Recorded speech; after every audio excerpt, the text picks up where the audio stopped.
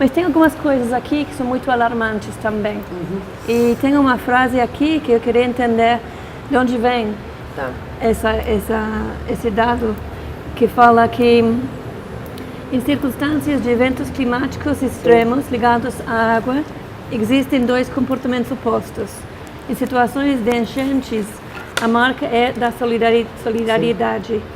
E já nas situações de falta de água, o individualismo e violência tendem a prevalecer.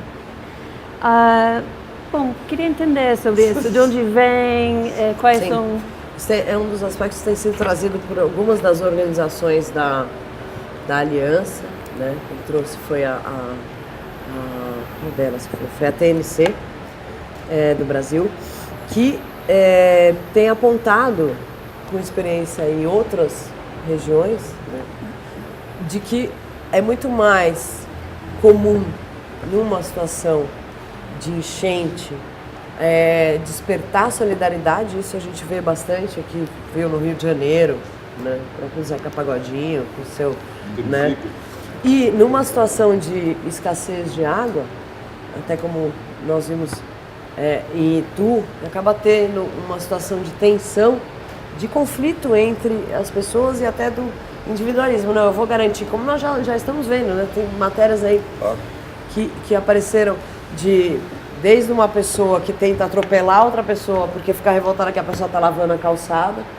até pessoas que estão entrando com ação para garantir que tem água na sua casa, até pessoas que vão trabalhar, né, de montar o seu reservatório. E tudo bem, eu não tenho problema se vai ter racionamento ou não, porque na minha casa tem água, né? Então tem sido uma constatação aí no âmbito do grupo, mas eu acho que merece agregar aí mais exemplos. Sim. Concordo com você.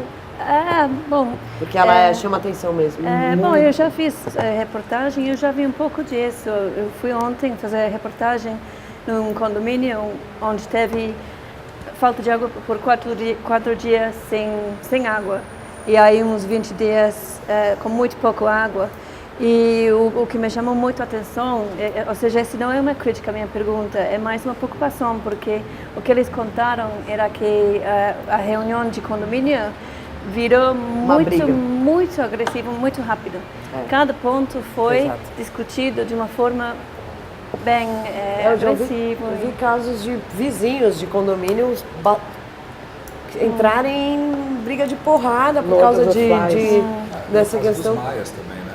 Isso, né? Foi o caos social que acabou com a cidade, não foi a... Você acha que isso deve, a um individualismo de que as pessoas, cada um, até certo ponto, cada um tem que ter um balde de água em casa, né? Mas se deve um pouco a... Bom, duas coisas. Se deve um pouco a que cada um tem que se cuidar, cada um tem que providenciar água para eles e ninguém vai saber o que cada um tem. E a outra coisa que eu queria perguntar é que seria razoável para a gente fazerem, ou seja, que seria razoável? Quanta água uma pessoa deveria almacenar na casa de ele sem ser egoísta? Água estraga, né? Também já aproveita. Água fechada, em garrafão, etc. estraga. As pessoas acham que podem encher um tanque de água e deixar para sempre. Que não, na verdade, você tem que guardar ela de um jeito correto. Acho que tem diferentes situações, né? Nós estamos... Um próximo produto que a Aliança pela Água vai lançar logo mais, eles chamam Manual de Sobrevivência na Crise, né? Que tem aí a colaboração, quem está fazendo a edição é a Cláudia Visoni, que é uma jornalista, que é uma das pessoas que fundou esse movimento Cisterna Já, e a Cláudia vem trabalhando muito com mudanças de comportamento e acabou mudando muito o comportamento da vida dela mesmo. Então ela tem um trabalho bastante interessante, aí apoiada por todo um grupo de comunicação que está envolvido em várias organizações da Aliança, né?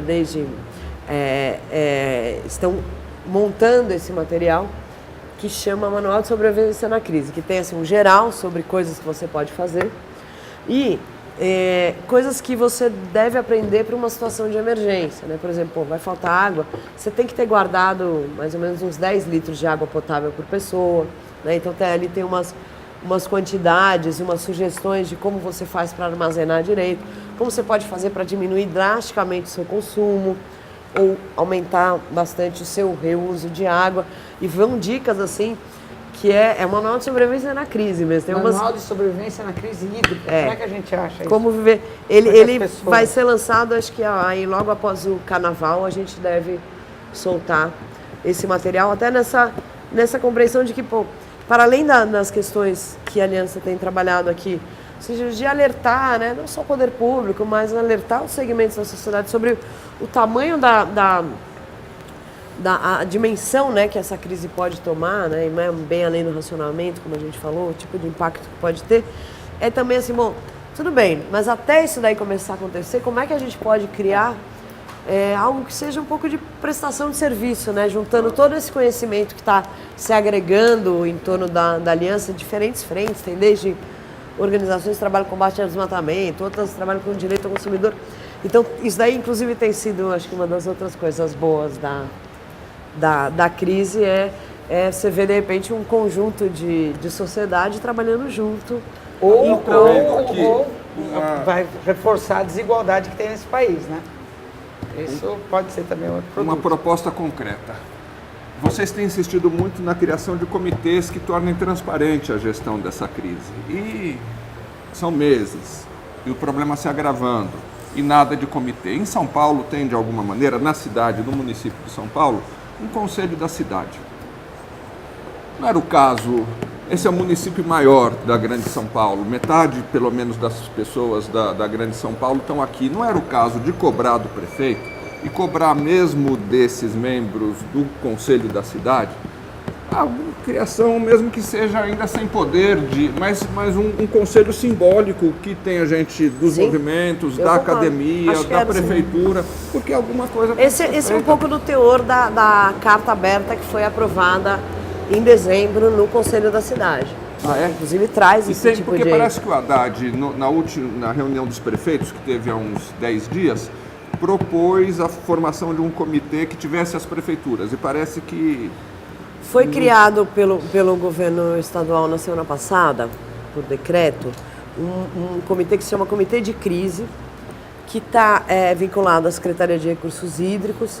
Tem algumas secretarias, tem ali a indicação de algumas organizações da sociedade civil para atuar em relação à região metropolitana de São Paulo. E que esse comitê, ele é um comitê operativo para implantar a política de redução da oferta. Sim, mas quem vai decidir essa política? Só para isso? É para começar a validar isso, é para fazer uma outra coisa que é super importante, que é, junto com as prefeituras, identificar os serviços essenciais que não podem ficar sem água. Abrigo, hospital, penitenciária, delegacia, creche, asilo, cemitério, funerária, tem uma série de... Então precisa ter esse mapeamento. Então ele tem uma função operativa, mas ele não é o comitê de crise do que a gente está colocando aqui em termos da força-tarefa. Em termos da força-tarefa, ele é um dos grupos para implantar ações prioritárias, como poderia ter, por exemplo, um grupo para começar a implantar as ações de informar a população sobre a qualidade das águas não potáveis que estão distribuídas pela cidade, rapidamente, para as pessoas não começarem a usar uma água indevida, por exemplo. Desculpa, o que a Cléia estava falando de o que a gente pode fazer individualmente, além de pressionar e comprar um caminhão-pipa para afogar metade dessa gente. O que a gente pode fazer individualmente, assim, quer dizer, a tal da cisterna? Olha, acho que uma das questões que a gente tem alertado, né? Acho que uma das primeiras coisas individualmente, óbvio que além de todas aquelas medidas de redução de consumo no dia a dia, né? Até você vai abrir a torneira e você fala, mas será que eu preciso abrir a torneira? Será que eu preciso dar tantas descargas? Podia ser, tem uma série de medidas. Eu acho que uma das recomendações, né, acho que para esse momento é que as pessoas aprendam mais sobre a sua autonomia hídrica. Né? O que é a sua autonomia hídrica? Você mora numa casa que tem 3 pessoas, isso é uma das coisas que tem no manual lá da crise.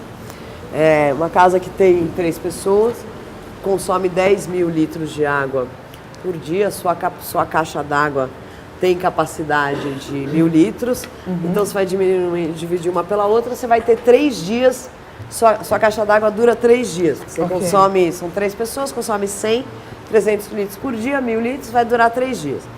Se vier um racionamento de 4 dias, sua caixa d'água já não... Você não tem autonomia, sua autonomia hídrica sem água da Sabesp são 3 dias. Então, a primeira coisa. No seu prédio, é a mesma conta. Chegar para o síndico e falar, quanto que cabe na nossa caixa d'água? Quanto que a gente consome? Divide um pelo outro, vai ter o conjunto de dias que aquele prédio sobrevive sem água. Aí, para um síndico, se reunir com os moradores, buscando uma atitude pacífica, né, de explicar, ó, gente, a nossa água dura para 3 dias. Se faltar 4, a gente não tem. Então, como é que a gente pode fazer um pacto, né? Que isso fica mais palpável, né? Eu Se acho você falar, olha, agora é um conjunto essa, para mim, é o primeiro passo, né? Tá. Que é, à medida que você tem conhecimento sobre isso, é super do básico, né? Então, talvez a gente, fazendo esse aprendizado do básico, talvez eu acho que... eu fazia muito esse cálculo com pinga. Autonomia Tá faltando etílica, ainda, né? Eles acabaram chegando num acordo, eles puderam Sim. realmente concordar em quando iam ter rodízio, eles fizeram um rodízio dentro do prédio. Chegaram a poder, só que com muita briga primeiro. Imagino. Mas, Rapidamente, que a gente está chegando quase no final já, senão a gente pode ficar mais também. A gente prometeu senão daqui a 2 horas pouco. para o pessoal. Tem umas perguntas do público. Eu queria fazer uma da Camila Pavanelli, que para quem não sabe é a pessoa que toca o boletim da água, um serviço super importante. Super A gente importante. chamou ela para estar aqui hoje, mas ela é super tímida, ela prefere ficar no Twitter mesmo. Mas a pergunta dela é: qual a posição da Aliança quanto à decretação do estado de calamidade pública